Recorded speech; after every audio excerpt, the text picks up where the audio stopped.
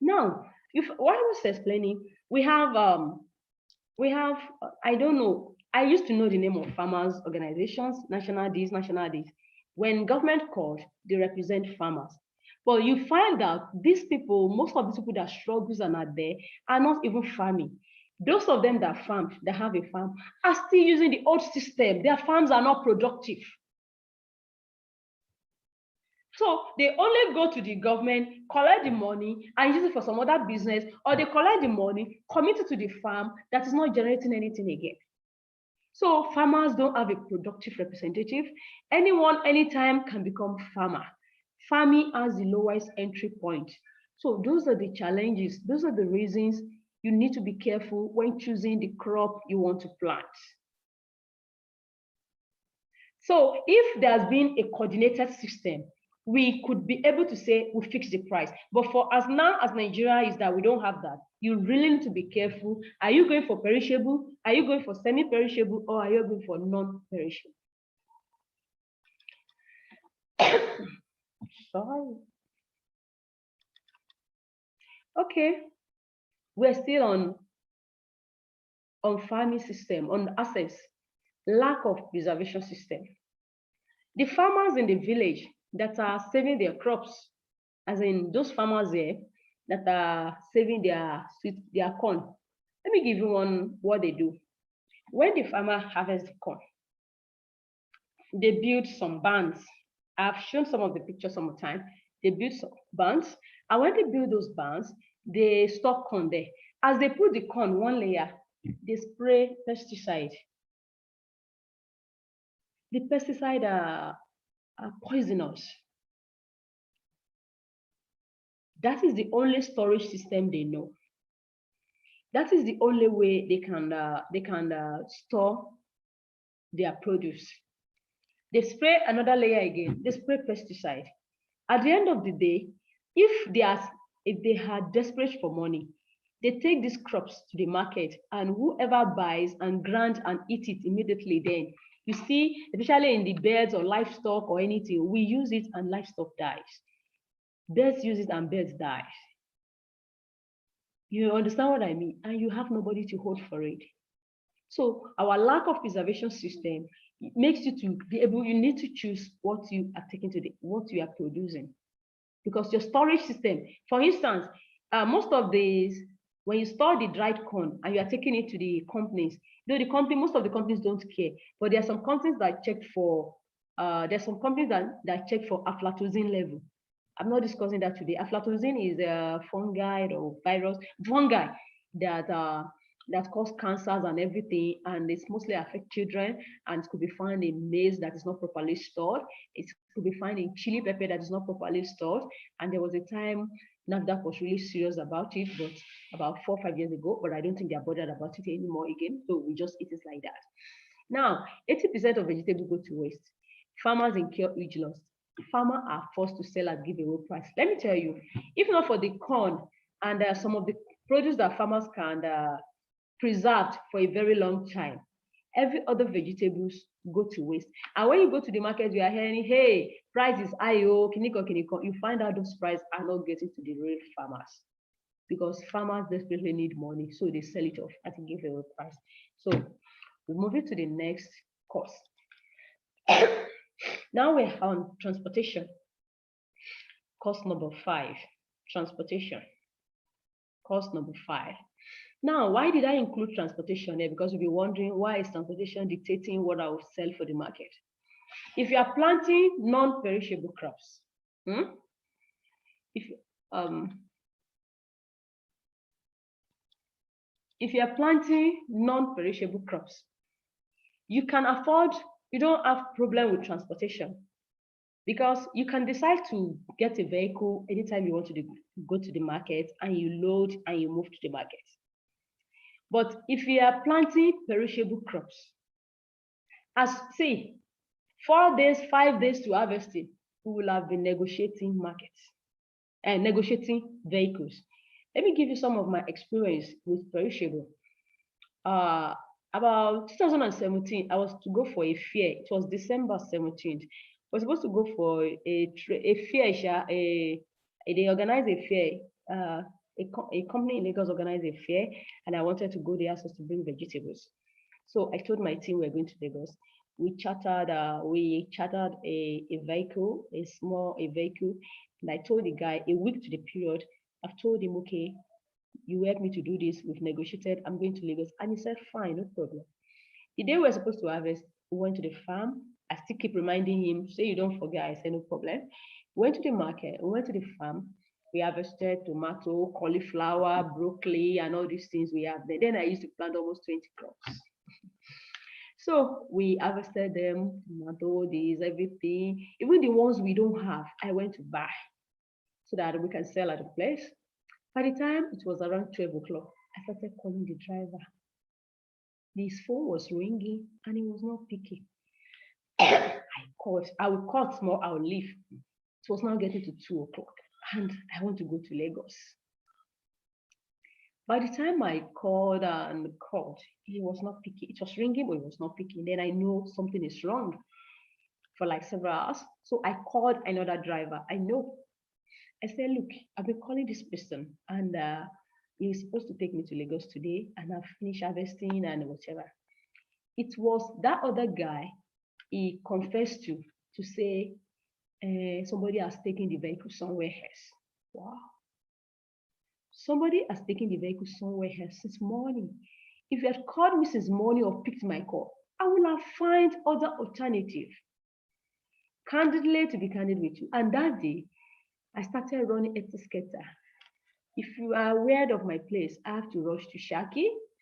I go to Shaki. The vehicles are all filled up. I don't know what happened that day. There was no, eventually we have to enter short vehicle, as in get one to Ibadan. Imagine moving vegetables, as in they load it anyhow. You get to Ibadan, you have to offload again and look for another. By the time I got to the fair, honestly, it was disastrous for me. Now I'm sharing my experience with you because it's perishable. If it's a non-perishable crops, it's not, they won't do, you can easily move your produce. So this is where transportation comes in you choosing where is your location, how close are you to the market, what assets do you have. Let me give you another instance. In the north, because in a location, they have bulk perishable farmers. Even in a location in the north, they have bulk non-perishable farmers. Like I said, in the north, 10,000 farmers are planting the same thing at the same time. So people with trailers naturally go and stay in those areas so that when the farmers are loading, they don't need to stress themselves. You just, right there in the market there, as you're buying something, you see plenty trailers. So they just add your load to somebody's load. The same thing with tomatoes, the same thing with pepper, the same with anything, perishable or non-perishable. But that does not happen in the southern areas where we don't have plenty farmers or we don't have farmers in a cluster. There's a specific place in Kano, they plant tomatoes all at the same time. There's a specific place in Kebbi, they plant onion all at the same time. So if you want to load 20 trailers in a day of onions, you get it to load. So it doesn't have to be one buyer or one farmer that loads a truck. No. So that is the difference between us and them. And so why? But we are here, like in my community now, I'm the only one planting vegetables in dry season. So it means if I want to move my vegetables, I chartered. This week I was telling our bus driver, I said, look, what we have for the market, we not full a bus. Weekly, we already know what we are taking. Last week, we went with a full bus. We've been going with a full bus weeks, though the price in the market is low. I won't lie to you. But this week, I called him. I said, look, what we have is small. He knew what that means. When I call him and say what we have is small, there are two alternatives. One, we either call a smaller vehicle or he reduced the price for us. And he already agreed. He said, no problem.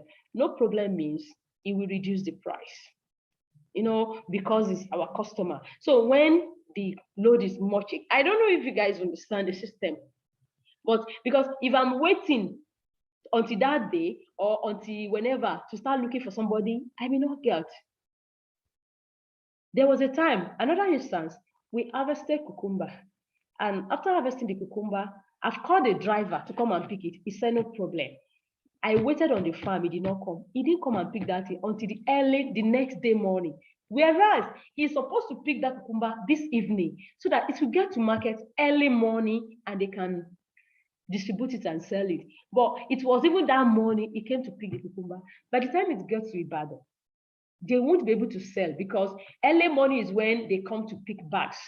And then that cucumber has to wait till the next day, making it the third day, and then the value reduced. Those are the challenges with battles on the farm. With perishable. Non-perishable, you don't have that instances. But the difference between non-perishable is if you move non-perishable to like Lagos market, they will still not allow you to sell. You have to give it to one market woman, or one market woman has to be ready to buy from you. Then you can't just move non-perishable to central market. You know why? Because they already have people specified that will sell in that market. So rather, farmers even in the rural side, they would not move non-perishable goods out. They would rather wait until the middleman comes to buy from them. So it is the middlemen that have arranged where they will sell. So their farmers will have a lot of challenges. And it's now left for you to decide, okay, how you reduce your home part of the challenges, as in how you reduce it to be able to get good market. So now, transportation of perishable. The one we describe here is non-perishable. It has no emergency need. Non-perishable produce require no special means of transport. Non-perishable goods can move at any time. Now, let me explain that can move at any time. When we are going to the market, I just mentioned how the cucumber, how the driver came early in the morning. If it's a non-perishable good, it can get to the market anytime, like I said. Now, if you are going with perishable goods at night or during you are going to the market, from my place to Ibadan, it's 3 hours journey on a normal day. If there's no old jobs and the road is good and everything, and with all the ports, let's say 3.5 hours journey. But you will meet police spots, police on the road that will collect money from the driver. You meet them more than 10 or 15. Now, the challenge is this. If you are going with non-perishable goods, you don't have any worry. If they delayed you, you can refuse not to pay them. You can say, no, I'm not paying for anything. You know what I mean? Because some will collect money from the driver and still insist they're collecting money on that load you are carrying. If it's not perishable, you can say, no, I'm not paying. And you argue, excuse me, and you argued and argue, something. But if you are carrying perishable, they know burn you. I'm sorry, you can't even avoid it because they know you are desperate to get to the market. One, you want to get to the market midnight so that early morning buyers will quickly buy your vegetable. Two, let me tell you the system at my 12. Any vegetable that did not get to the central square where they are supplying it before 6 o'clock or before 5 o'clock, you will not be able to put it there again until 11 or 12. You know why? When they put vegetables in that central place, tomatoes, when they put vegetables in that central place, once it's the time, they ring bell. Once they ring bell, everybody put their vegetable there. The ones that did not meet up when the bell is closed, you can't come in again. You stay and wait. It's when they finish selling the one that is in that cycle, they will ring bell again. Everybody will start running to go and drop there again. It's until when they finish selling that one before your vegetable can go there. So sometimes the vegetable you got to the market as early as 5 o'clock, 6 o'clock, if it means that space, may not get sold, may not get to that square where they are selling it until tomorrow morning, another 6 o'clock. And vegetables is getting spoiled. And then they will now offer you 1,000. Okay, so non-perishable produce require no special means of transport. ShopRite, you know what they do? They have their trucks and everything. Like when we supply to them, they move immediately into the cold system. ShopRite don't even buy open tomatoes. They buy only greenhouse tomatoes. You know, those ones are protected and everything. So it is those ones they now move with their cooling van to supply in other places. ShopRite don't, you know, you understand? So vegetable, so you have to consider either non-perishable or perishable crops. Okay? Okay. So now that brings us to the end of the class, I think. Yeah. Now, summary before I move. Before we summarize, let me still save. Let's save the recordings so that